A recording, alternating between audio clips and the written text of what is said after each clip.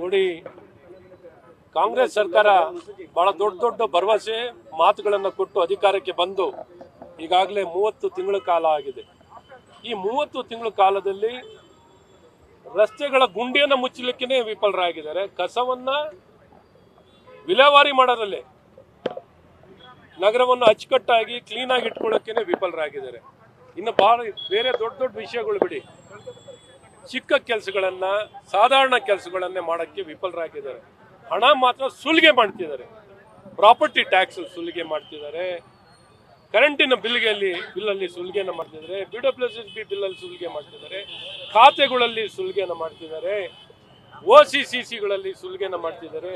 ಇವತ್ತು ಕರೆಂಟು ನೀರನ್ನು ಕೊಡದೇನೆ ಜನರನ್ನ ಕಷ್ಟಕ್ಕೆ ಸಿಲುಕಿಸಿದ್ದಾರೆ. ಒಟ್ಟಾರೆ ಜನರನ್ನ ಕತ್ತಿಸುಕಿ ಸಾಯಿಸ್ತಾ ಇದ್ದಾರೆ ಅಂತ ಪರಿಸ್ಥಿತಿಯನ್ನು ನಿರ್ಮಾಣ ಮಾಡಿ ಕೋಟ್ಯಾಂತರ ರೂಪಾಯಿ ಹಣವನ್ನು ಪಡ್ಕೊಂಡು ಬೆಂಗಳೂರು ನಗರವನ್ನ ದುಬಾರಿ ನಗರವನ್ನಾಗಿ ಮಾಡಿ ಇವತ್ತು ನಗರವನ್ನ ನಿರ್ವಹಣೆ ಮಾಡೋದ್ರಲ್ಲಿ ದುಬಾರಿ ನಗರ ಮಾಡಿದ್ದಾರೆ. ನಿರ್ವಹಣೆಯಲ್ಲಿ ವಿಫಲವಾಗಿದೆ.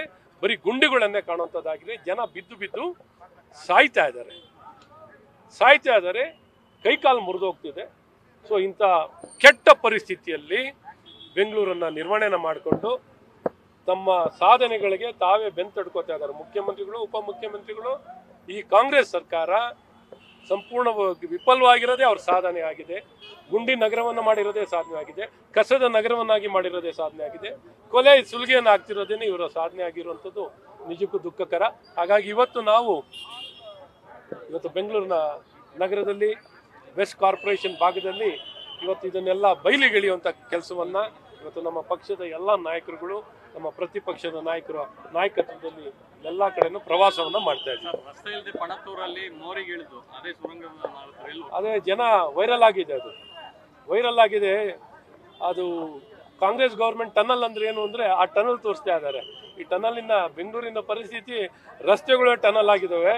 ನೀವು ಹೊಸದಾಗಿ ಟನಲ್ ಮಾಡಬೇಕಾಗಿಲ್ಲ, ರಸ್ತೆಗಳು ಟನಲ್ ಆಗಿ ಪರಿವರ್ತನೆ ಆಗಿದೆ. ಹಾಗಾಗಿ ನೀವು ದುಡ್ಡು ಉಳಿಸ್ಕೊಂಡು ಈ ಟನಲ್ಗಳನ್ನೇ, ರಸ್ತೆನಲ್ಲಿ ಆಗಿರೋ ಟನಲ್ಗಳನ್ನೇ ನಾವು ಬಳಕೆ ಮಾಡ್ತೀವಿ ಅನ್ನೋಂಥದ್ದನ್ನ ಇವತ್ತೆಲ್ಲ ವಾಹನ ಸವಾರರು ಅದರಲ್ಲಿ ಹೋಗೋ ಮೂಲಕ ಇಡೀ ವಿಶ್ವಕ್ಕೆ ನಮ್ಮ ಬೆಂಗಳೂರು ನಗರದ ಪರಿಸ್ಥಿತಿಯನ್ನು ಇಡೀ ವಿಶ್ವಕ್ಕೆ ರವಾನೆ ಮಾಡುವಂಥದ್ದು.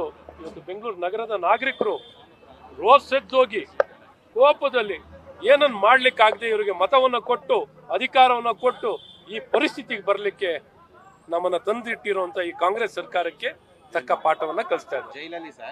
ಜೈಲಲ್ಲಿ ಎಲ್ಲ ಬಾಂಗ್ಲಾ ಪಾಕಿಸ್ತಾನದ ಉಗ್ರಗಾಮಿಗಳು ಅರೆಸ್ಟ್ ಮಾಡಿಟ್ಟಿದ್ದಾರಲ್ಲ, ಅವರಿಗೆಲ್ಲ ಮೊಬೈಲ್ ಸಿಗ್ತಾ ಇದೆ. ಆಮೇಲೆ ಉಮೇಶ್ ರೆಡ್ಡಿನೂ ಆರಾಮಾಗಿ ಸ್ಮಾರ್ಟ್ ಫೋನ್ ಇಟ್ಕೊಂಡು ಎಂಜಾಯ್ ಮಾಡ್ಕೊಂಡಿದ್ದಾರೆ. ರಮ್ಯಾರಾವ್ ಕೊಲೆ ರಮ್ಯಾರಾವ್ ಪ್ರಕರಣ, ಚಿನ್ನದ ಪ್ರಕರಣ, ಅದರ ಆರೋಪಿನೂ ಕೂಡ ತರುಣ್. ಒಟ್ಟಾರೆ ಈ ಕಾಂಗ್ರೆಸ್ ಸರ್ಕಾರ ಅಂದ್ರೆ ದುರಾಡಳಿತ, ಅಧಿಕಾರ ದುರ್ಬಳಕೆ, ಕಾನೂನು ಸುವ್ಯವಸ್ಥೆಯನ್ನ ಜೈಲಲ್ಲೂ ಕಾಪಾಡಲ್ಲ, ಜೈಲಿನ ಆಚೆನೂ ಕಾಪಾಡಲ್ಲ, ಜೈಲೂ ಒಂದೇ, ಹೊರಗೂ ಒಂದೇ. ಆ ರೀತಿ ಅವರ ಹಿತೈಷಿಗಳನ್ನ ನೋಡ್ಕೊಳ್ಳುವಂಥ ಕೆಲಸಗಳನ್ನ ಇವತ್ತು ಈ ಕಾಂಗ್ರೆಸ್ ಸರ್ಕಾರ ಬ್ರದರ್ಸ್ಗಳನ್ನ ನೋಡ್ಕೊಳ್ಳುವಂಥ ಕೆಲಸಗಳನ್ನ ಮಾಡ್ತಾ ಇದ್ದಾರೆ. ಹಾಗಾಗಿ ಎಲ್ಲರೂ ಕಾನೂನು ವಿರುದ್ಧವಾಗಿ ಕೆಲಸ ಮಾಡೋರನ್ನ ಬ್ರದರ್ಸ್ ಅಂತ ಕರ್ಕೋತಾರೆ. ಹಾಗಾಗಿ ನಾವೇನು ಹೇಳೋಣ ಈ ಕಾಂಗ್ರೆಸ್ ಸರ್ಕಾರಕ್ಕೆ, ನೀವೇನು ಬೇಕಾದ್ರೆ ಹೇಳಿ, ನಾವು ಮಾಡ್ತಾ ಇರ್ತೀವಿ. ನಮ್ಗೆ ಅಧಿಕಾರ ಸಿಕ್ಬಿಟ್ಟಿದೆ, ನಮ್ಗೆ ಸಿಕ್ದಾಗ ಬಿಡೋಕ್ಕಾಗಲ್ಲ. ಇದನ್ನ ದುರ್ಬಳಕೆ ಮಾಡ್ಕೊಳ್ಳೋಕೆ ನಾವಿದ್ದೀವಿ ಅಂತ ಕಾಂಗ್ರೆಸ್ ಸರ್ಕಾರ ಬಹಳ ಸ್ಪಷ್ಟವಾಗಿ ವ್ಯಕ್ತಪಡಿಸಿದೆ. ಹೌದು, ಈಗ ಜನ ಈಗಲೇ ವಾಂತಿ ಮಾಡ್ತಾ ಇದ್ದಾರೆ. ಯಾಕಾರ ಇವ್ರಿಗೆ ಯಾರ ಸಾಮಾನ್ಯವಾಗಿ 1 ವರ್ಷದವರೆಗೂ ಜನ ಒಂದು ಹನಿಮೂನ್ ಪೀರಿಯಡ್ ಅಂತ ಇರ್ತದೆ. ಇವ್ರು ಅಧಿಕಾರಕ್ಕೆ ಬಂದ 1 ವಾರಕ್ಕೇನೆ ಜನ ಅಪ್ಪ ಎಂಥವ್ರಿಗೆ ಅಧಿಕಾರ ಕೊಟ್ಬಿಟ್ವಪ್ಪ, ಕೈ ಸಿಕ್ಕೋತಾ ಇದ್ದಾರೆ. ಎಂಥ ಜನ ವಿರೋಧಿಗಳಿಗೆ ಇವತ್ತು ಅಧಿಕಾರವನ್ನು ಕೊಟ್ಟು, ನಾವೇ ಅವ್ರಿಗೆ ಅಧಿಕಾರವನ್ನು ಕೊಟ್ಟು, ನಾವೇ ಕೋಲ್ ಕೊಟ್ಟು ಒಡಿಸ್ಕೊಳ್ಳೋಂಥ ಪರಿಸ್ಥಿತಿ ನಿರ್ಮಾಣ ಆಗಿದೆ ಅನ್ನೋಂಥದ್ದನ್ನ ಜನ ಸಾರ್ವತ್ರಿಕವಾಗಿ ವ್ಯಕ್ತಪಡಿಸ್ತಾ ಇದ್ದಾರೆ. ಕಬ್ಬು ಬೆಳೆಗಾರರು ಏನೋ ಒಂದು ಕಾಂಗ್ರೆಸ್ ಸರ್ಕಾರ ತ್ಯಾಪೆ ಹಾಕಿದ್ದಾರೆ. ನಿಜಕ್ಕೂ ಜನ ಬಯಸಿದ ರೀತಿಯಲ್ಲಿ, ರೈತರು ಬಯಸಿದ ರೀತಿಯಲ್ಲಿ ಪರಿಹಾರವನ್ನ ಕಾಂಗ್ರೆಸ್ ಸರ್ಕಾರ ಕೊಟ್ಟಿಲ್ಲ.